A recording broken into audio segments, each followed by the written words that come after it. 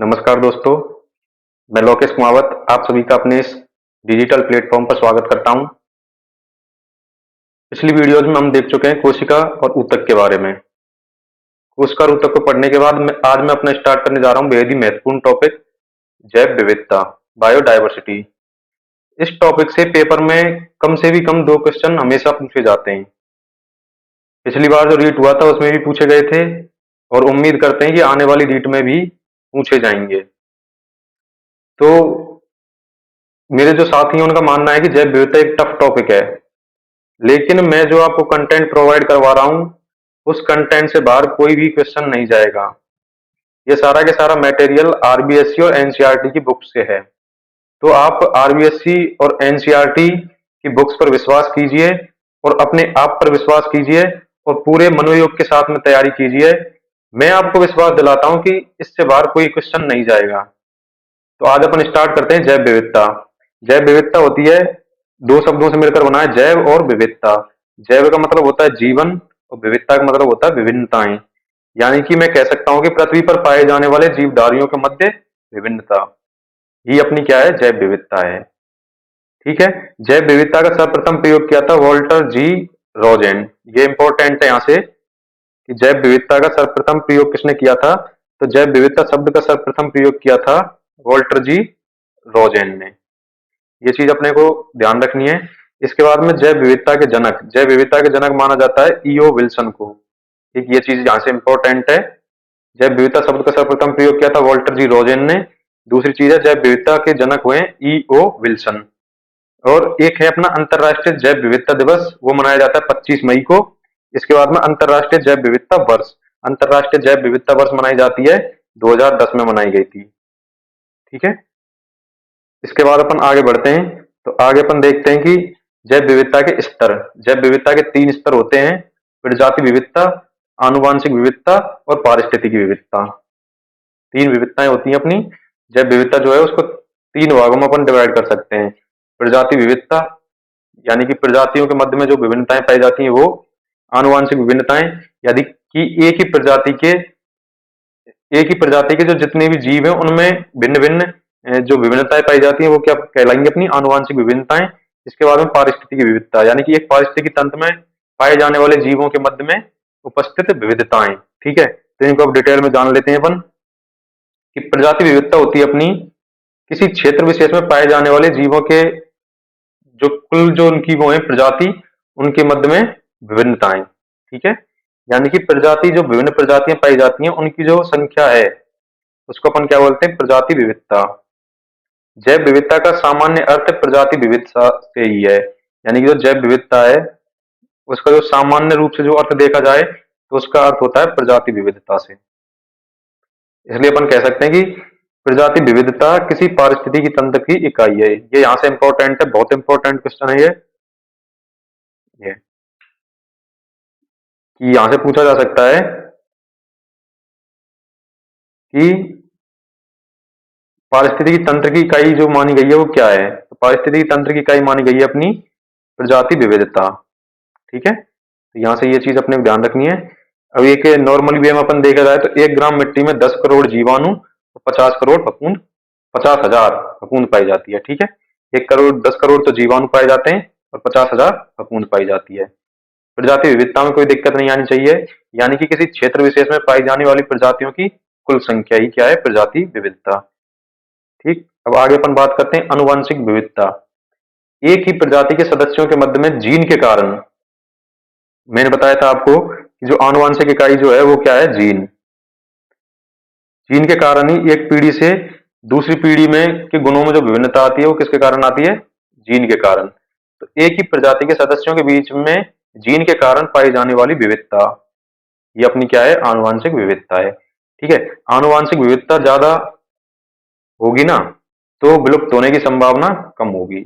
यानी कि कोई भी प्रजाति है जिसकी आनुवांशिक विविधता यदि अधिक है तो उस प्रजाति के विलुप्त होने की भी संभावना जो है वो उतनी ही कम होगी। क्यों होगी, क्योंकि वातावरण के साथ अनुकूलन करने की क्षमता उनमें अधिक होगी। ठीक है, जब विविधता ज्यादा पाई जाएगी तो वो ज्यादा ही वातावरण के साथ में क्या है, अनुकूलन कर पाएंगे। ठीक, इसी विविधता के कारण एक प्रजाति के नए सदस्यों यानी कि किस्मों का जन्म होता है। किसके कारण? आनुवंशिक विविधता के कारण। तो ये चीज अपने को ध्यान में रखनी है कि आनुवंशिक विविधता के कारण एक प्रजाति के नए सदस्यों का जन्म होता है। इसके बाद अपन आगे बात करते हैं पारिस्थितिकी तंत्र विविधता। तो पारिस्थितिकी तंत्र विविधता क्या होती है? पारिस्थितिकी तंत्रों की अपनी भौगोलिक व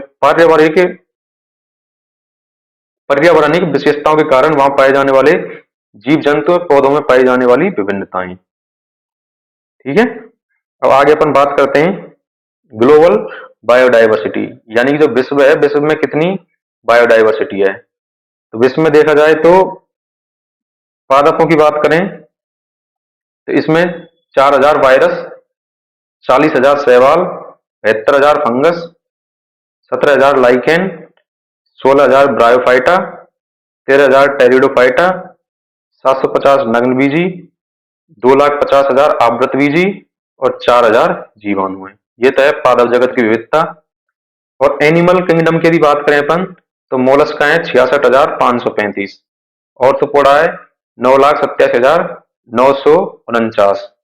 इसके बाद एकशेरुकी है 87,121, प्रोटोकोडेटा है 2106, मछली वर्ग है 21,723। इसके बाद उभयचर हैं 5150, सरीसृप हैं 5,817, प्रोटिस्टा है 31,259, पक्षी वर्ग है 9,026, स्तनपायी हैं 4,629।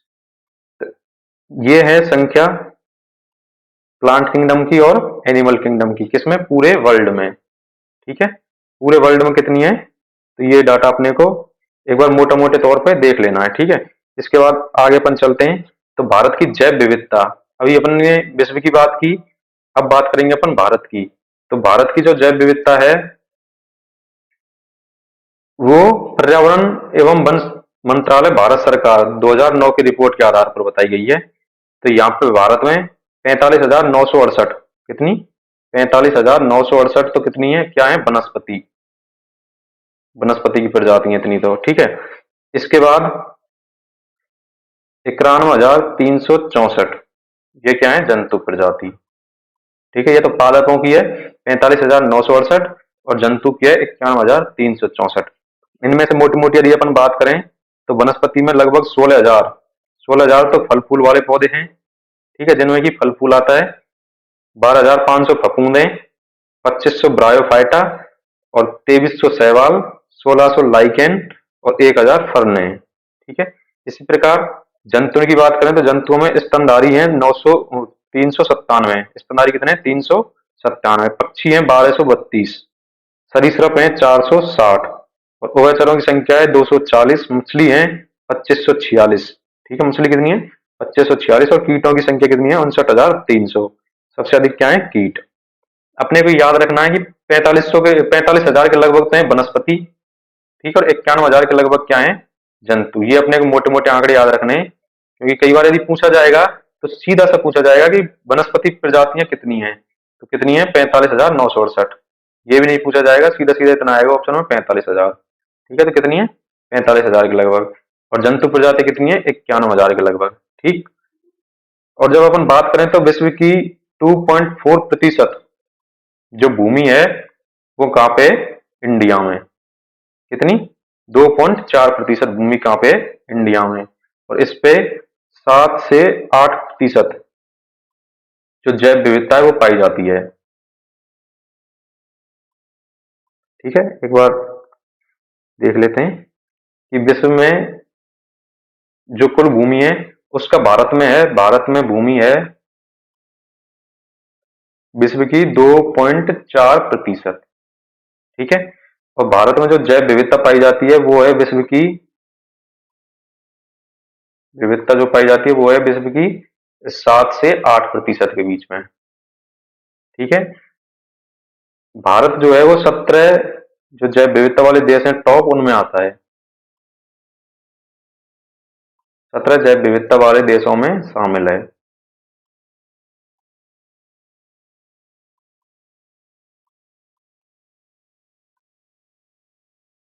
ठीक, अब आगे अपन बात करें तो आगे है जैव विविधता के तप्त स्थल। तप्त स्थल कौन से होते हैं?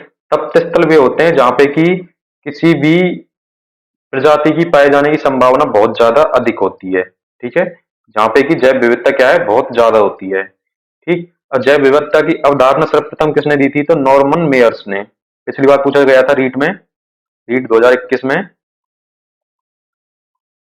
कि जैव विविधता शब्द का सर्वप्रथम प्रयोग किसने किया? तो जैव विविधता का सर्वप्रथम प्रयोग किया था, नहीं, जैव विविधता के तप्त स्थल का सर्वप्रथम प्रयोग किसने किया, ये पूछा गया था। तो ये पूछा गया, ये इसमें आंसर था नॉर्मन मेयर्स, 1988। ठीक है, 1999 में विश्व में सर्वप्रथम जैव विविधताएं घोषित की गई थी, तप्त स्थल घोषित किए गए थे। तब टोटल विश्व में थे 25 तप्त स्थल थे। कितने थे? 25 तप्त स्थल थे। वर्तमान में कितने? वर्तमान में है 36। 36 तप्त स्थल है वर्तमान में, जो कि पृथ्वी के कुल क्षेत्रफल का 2.4% है। 2.4% है किसका? पृथ्वी के कुल क्षेत्रफल जो है, यानी कि भारत के क्षेत्रफल के बराबर क्या है विश्व में? तप्त स्थल है। ठीक, अब इसके बाद अपन बात करें तो विश्व की कुल वनस्पतियों की लगभग 50% प्रजातियां इसमें उपस्थित हैं। किनमें? ये 36 जो तप्त स्थल हैं, इनमें 50% वनस्पतियां हैं। ठीक है, तो आगे हम बात करते हैं। तो जैव विविधता तत्व स्थल घोषित करने के लिए जो शर्तें हैं, तप्त स्थल का मतलब होता है हॉटस्पॉट्स। ठीक है, अपन बोलते हैं ना हॉटस्पॉट्स। तो इसके लिए शर्तें क्या हैं? इसके लिए शर्तें हैं कि कम से कम 1500 स्थानबद्ध प्रजातियां, स्थानबद्ध प्रजातियां भी होती हैं जो किसी स्थान विशेष पर पाई जाती हैं। तो तप्त स्थल घोषित करने के लिए कम से कम 1500 तो स्थानबद्ध प्रजातियां होनी चाहिए। ठीक है, या कहें कि विश्व की कुल स्थानबद्ध प्रजातियों की 0.5% हो, या फिर उससे अधिक हो, और उस क्षेत्र का मूल आवास 70% उजड़ चुका हो, यानी कि मानवीय गतिविधियों के कारण वहां पे उसके खत्म होने का खतरा मंडरा रहा हो। ठीक है, तो ये इसके लिए घोषित होने के लिए शर्त हो गई। अब इसके बाद आगे अपन बात करते हैं। तो भारत के जैव विविधता तत्व स्थल, भारत में कितने? 4। भारत में है 4 जैव विविधता तत्व स्थल। पूर्वी हिमालय, ठीक है, तो पूर्वी हिमालय की बात करते हैं तो इसका एरिया है 7,50,000 वर्ग किलोमीटर। ठीक है, कितना है? 7,50,000 वर्ग किलोमीटर। इसमें कौन कौन से राज्य शामिल हैं? तो इसमें असम, अरुणाचल प्रदेश, सिक्किम और पश्चिम बंगाल। ठीक है, यहाँ के बाद अब बात करते हैं अपन प्रमुख जीव। हिमालय जो है अपना इसी एरिया में है, ये अपना मैप है, तो यहाँ वाले एरिया में हिमालय होगा, है ना, ये हिमालय अपना। और ये बात हो रही है पूर्वी हिमालय की, तो पूर्वी हिमालय इधर आ जाएगा।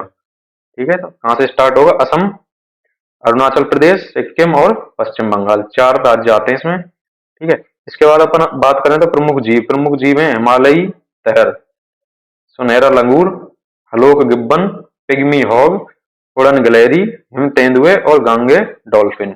गांगे डॉल्फिन जो है वो अपनी क्या है? राष्ट्रीय जलीय जीव है। क्या? गांगे डॉल्फिन कब घोषित की गई थी? 2009 में। गांगे डॉल्फिन को राष्ट्रीय जलीय जीव कब घोषित किया गया था? तो उसको घोषित किया गया था 2009 में। ठीक है, ये चीज अपने को ध्यान रखनी है कि राष्ट्रीय जलीय जीव गांगे डॉल्फिन है, कब घोषित किया गया था? 2009 में। इसके बाद अपन बात करते हैं पश्चिमी घाट। ठीक है, नंबर 2 अपना जो तप्त स्थल है वो कौन सा है? पश्चिमी घाट। इसका एरिया है 1,60,000 वर्ग किलोमीटर। ठीक है, और इसमें राज्य है मुख्यतः केरल है इसमें शामिल। इसके बाद अपन बात करें इसके प्रमुख जीव, तो इसके प्रमुख जीव है मालाबार गंध बिलाव। इस तट को क्या बोलते हैं अपन? पश्चिमी तट को क्या बोलते हैं? मालाबार। तो इसमें मालाबार गंध बिलाव, एशियाई हाथी, मालाबार ग्रे हॉर्नबिल, नीलगिरी तहर और मैकॉक बंदर। ठीक है, इसके बाद बात करें अपन इंडो बर्मा की। इंडो बर्मा का एरिया है 23,73,000 वर्ग किलोमीटर। ठीक, इसमें देश जो शामिल है चीन, Bharat, Myanmar, Vietnam, Thailand, Cambodia और मलेशिया। मलेशिया, ठीक है। इसके बाद अपन बात करते हैं सुंडालैंड की। तो सुंडालैंड में है दक्षिणी पूर्वी Asia, Singapore, Thailand, Indonesia, Malaysia और भारत का एरिया है अंडमान निकोबार द्वीप समूह। ठीक है, तो सुंडालैंड में भारत का कौन सा एरिया आता है? अंडमान निकोबार वाला। ठीक, यहां से आगे अपन बात करेंगे, यहां से आगे अपन बात करेंगे कल जैव विविधता के संरक्षण के जो उपाय किए जा रहे हैं वो, ठीक है, और उन पे क्या क्या खतरे हैं उनके बारे में कल बात करेंगे। इसी के साथ अपना जैव विविधता खत्म हो जाएगा। उसके बाद अपन वर्गीकरण पढ़ेंगे, जीवों का वर्गीकरण, ठीक है। तो आज के लिए इतना ही काफी है। एक बार क्विक रिवीजन कर लेते हैं इनका जो अपने आज पढ़ा है उसका।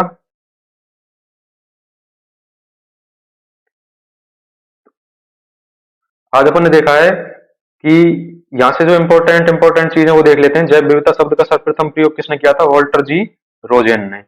जैव विविधता के जनक कौन है? E.O. विल्सन। जैव विविधता दिवस 22 मई। अंतरराष्ट्रीय जैव विविधता वर्ष 2010। ठीक है, यहाँ से ये याद रखना है। जैव विविधता के स्तर हैं अपने: प्रजाति विविधता, आनुवांशिक जैव विविधता, पारिस्थितिकी जैव विविधता। इसके बाद बात करें तो पारिस्थितिकी तंत्र की इकाई क्या है? प्रजाति जैव विविधता। प्रजाति विविधता जो है वो इकाई मानी गई है। ठीक है, ये चीज यहाँ से याद रखनी है। इसके बाद जितनी ज्यादा आनुवंशिक विविधता होगी, विलुप्त होने की संभावना उतनी कम होगी। ठीक है, ठीक है। और मोटा मोटी अपने को याद ये रखना है कि भारत में कितनी वनस्पतियां हैं? तो 45,968। और जंतु प्रजाति कितनी है?